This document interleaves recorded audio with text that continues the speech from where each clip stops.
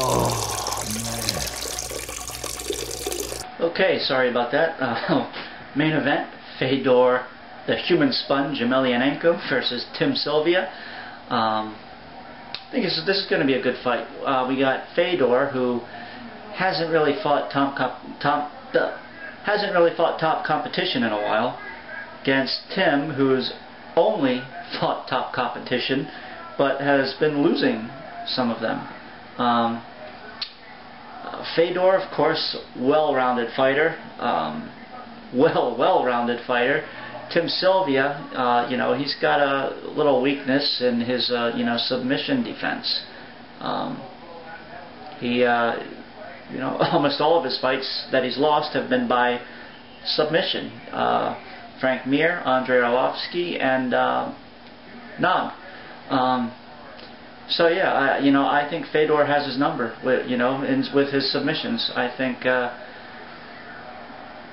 that's how it's going to go. Of course, Tim Sylvia's bread and butter is his striking. He's a very, very powerful striker. So he always has a puncher's chance.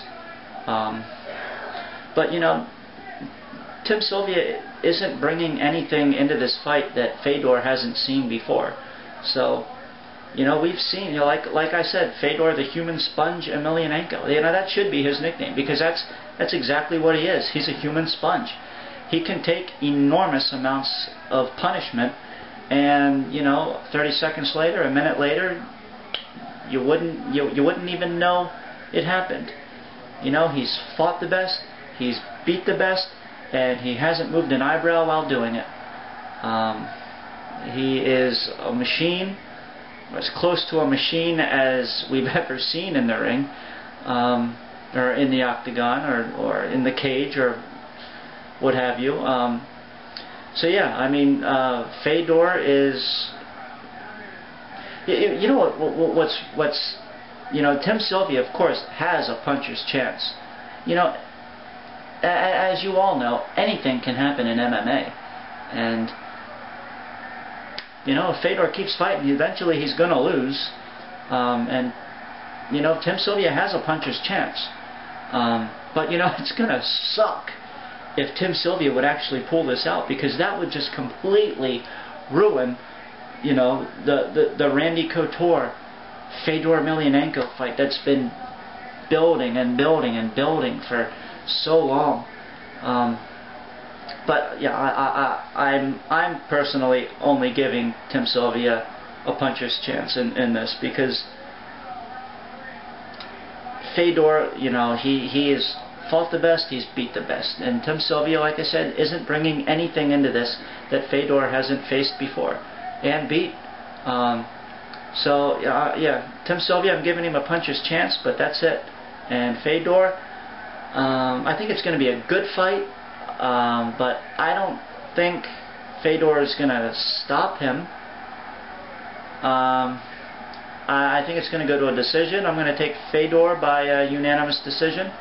So yeah, those are my predictions, and I will hopefully be back on either the night of or the day after, depending on how I feel the night of.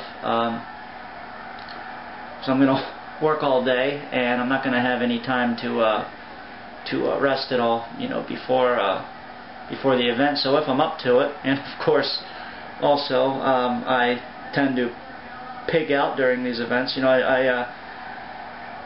I really take care of my body, and and eat right and things like that. But whenever there's an MMA event happening, that's my pig out time. That's when I'll go to the burger joint, or I'll go to the pizza shop, and I will just stock up, and I will sit there in front of the TV, and I will just eat the entire time.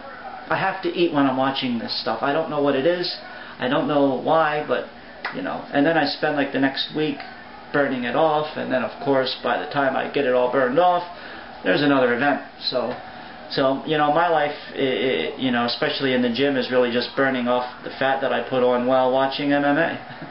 So yeah, I really don't think anyone wanted to know that, but so I'll see you guys after the event later on. Oh. Oh, man. Oh, my God. I'll be out in a minute. Oh.